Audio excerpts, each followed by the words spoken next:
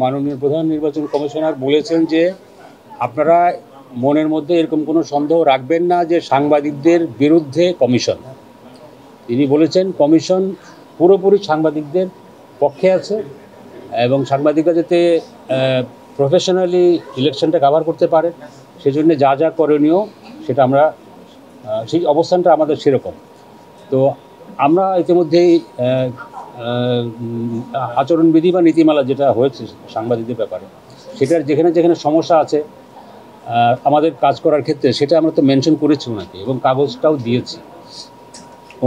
উনি আমাদের সঙ্গে নির্বাচন কমিশনের সিনিয়র সচিব উনিও ছিলেন। তারা বলেছেন যে তারা এটা বিবেচনা করবেন এবং এটার মধ্যে তারা এক্সামিন করবেন এবং প্রয়োজনীয় এখানে পরিবর্তন আনবেন।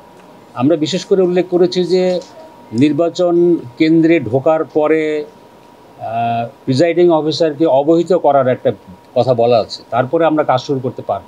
আমরা বলেছি আমরা আইডি কার্ড বা পরিচয়পত্র পাওয়ার পরে কেন প্রিজাইডিং অফিসারকে অবহিত করতে হবে? এটা তো একটা কি বলে আমাদের জন্য এক ধরনের বাধার মতো আমরা মনে করি। তো তারা এটা বলেছেন যে এই জিনিসটা তারা দেখবেন। এবং আরেকটা আমরা বলেছি যে কেন্দ্রে 10 মিনিট বেশি থাকা যাবে না কেন্দ্রে বা ভোট পক্ষে। তারা বলছিলেন যে কখনো কখনো কোনো কেন্দ্রের কোনো পক্ষের মানে খুব ছোট থাকে, বেশি লোক অ্যাকোমোডেট করা যায় না, সেই কারণে এটা করতে হয়েছে। তার মানে এই না, তিনি বলছেন যে যদি এরকম কোনো পরিস্থিতি হয় একেবারে যে তো একটা টাইম দেওয়া উচিত যাতে আমরা বেশিক্ষণ ওখানে আমরা মানে না থাকি, সেটা নিরুৎসাহিত করার জন্য টাইমটা দেওয়া হয়েছে। মানে আমরা যেটা বুঝেছি যে এটা তারা একদম ঘড়ি ধরে 10 মিনিট এরকমভাবে মিন করছেন না।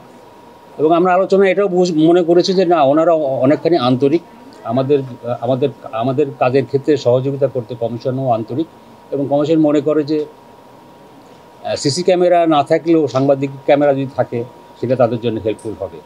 তো আমরা সব মিলিয়ে আশ্বস্ত এবং আমরা আশা করছি যে কমিশন আমাদের যে সুপারিশমালা আমরা দিয়েছি সংশোধনীতে সেটা তারা বিবেচনা করবেন এবং আমরা এক্ষেত্রে ইতিবাচক কিছু দেখতে পাবো। সুনির্দিষ্ট কয়েকটা পয়েন্টে আলোচনা করেছি। তার মধ্যে একটি ছিল যে আরপিওর 84 ধারা, যেখানে বলা আছে যে সাংবাদিকদের উপর হামলা হলে সেই হামলা সাংবাদিকদের যারা জড়িত তাদের বিচার করা। আমরা বলেছি নীতিমালায় এইটাকে মেনশন করার। যেমন আমরা উদাহরণ দিয়েছি আচরণ বিধিমালা, যেটা রাজনৈতিক দল প্রার্থীর আচরণ বিধিমালা, সেখানে আরপিওর ধারাকে মেনশন করা হয়েছে 91-কে, যে প্রার্থিতা বাতিল করা হবে। আমরা অনুরূপভাবে সাংবাদিকদের উপর হামলার বিষয়ে বা সাংবাদিক ক্যামেরা ভাঙচুরের বিষয়ে বা বাধা দিলে যে শাস্তির বিষয়টা সেটা আমরা নীতিমালাকে যুক্ত করার জন্য বলেছি। আরেকটা বিষয় হচ্ছে যে আমরা মানে মোটা দাগে যে কথাটা বলেছি সেটা হচ্ছে যে এই নির্বাচন শুধু এই নীতিমালা শুধু সংসদ নির্বাচনের জন্য না, এটা স্থানীয় সরকার নির্বাচনের জন্য প্রযোজ্য হবে। এখনকার সিনারিও তখনকার সিনারিওর মধ্যে পার্থক্য থাকতে পারে, সুতরাং এটা অনতিবিলম্বে যেন সংশোধনী আনা হয় এবং সেটা সাংবাদিকদের জন্য উন্মুক্ত করা হয়। এটা ছিল আমাদের কাছে মূল কথা।